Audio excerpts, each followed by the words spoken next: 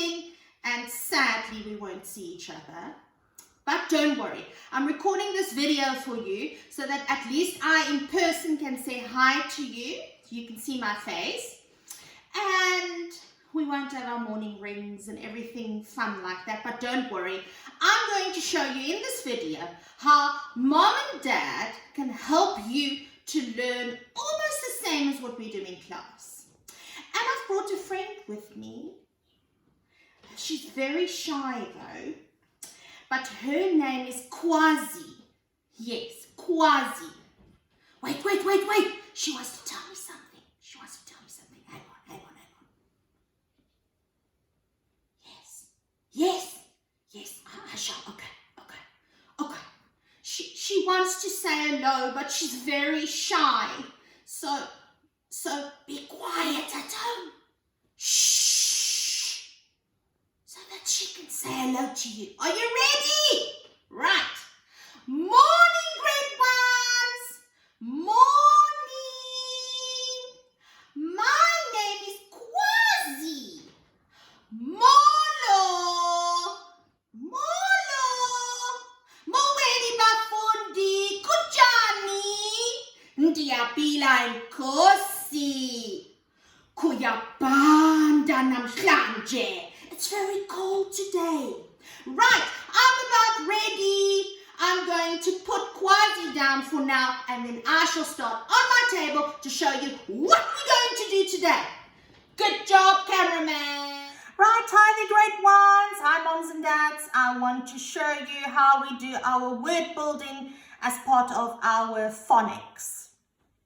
I'm going to be working with two of our digraphs, which will be those two.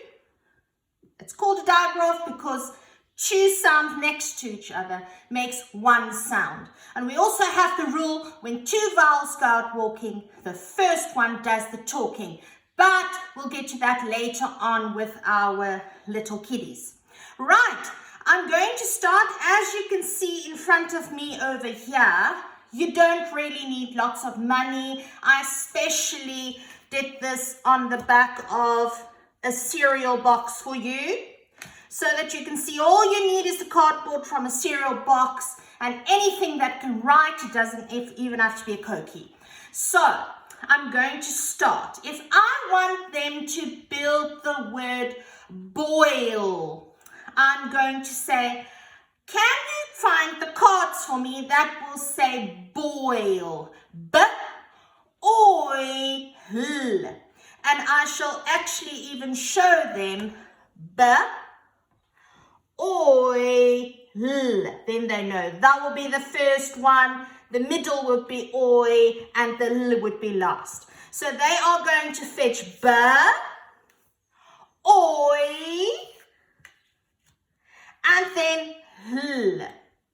Now I want you to note the way I have written it on the cardboard. B is that way round because B is a tall letter. Oi are both short letters and L is a tall letter again, so that they can box the letter in afterwards. I'm not going to show you with the Koki how to box it in.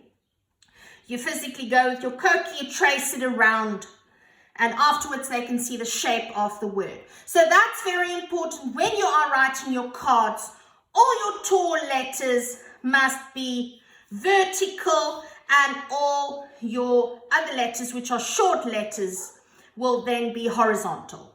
Right, and then they pack it back, and I'll do one more for you.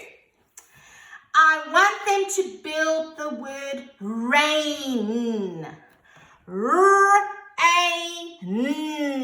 What do you hear first? R. Find the R. What's in the middle?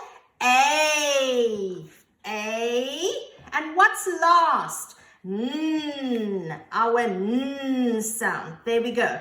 Rain. R-A-N. Now I'm going to be showing you how they can have a little bit more fun with practice writing the words. I'm going to just pack this over here. I'm going to leave rain over there. And then I've got a container with normal flour inside. You can use any tray or anything that you have at home. It would be very nice to do this outside, but today it's quite cold and windy outside, so I'm doing it inside for you. I've got normal flour in the container, and they've got the word rain in front of them. They can just move it higher up so they can see it. And then they're going to go A, which is two sounds together, or two letters together making one sound. N, rain. Let's shake quickly. Now they can turn it around and try to write it. R was first, in the middle, A, and N at the end. Now when they're done doing that, I'm just going to put this, or actually I can just move it up over there.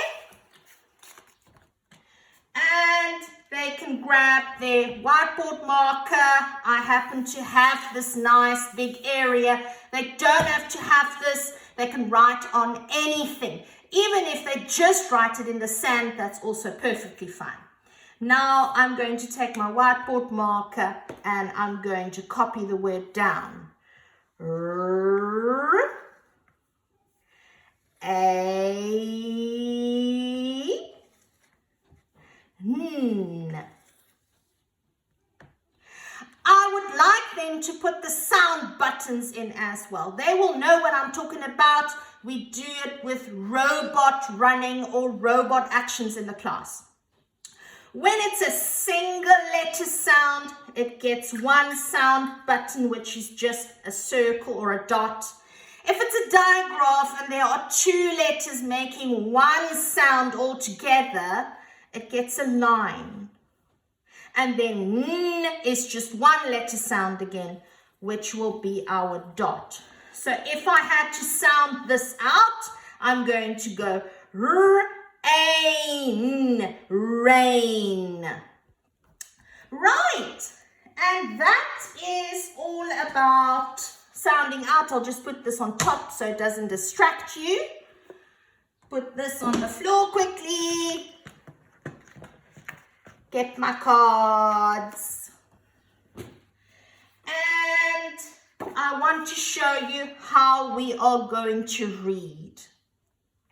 If they've got their reading sheet in front of them, I have got them started with the sound buttons underneath.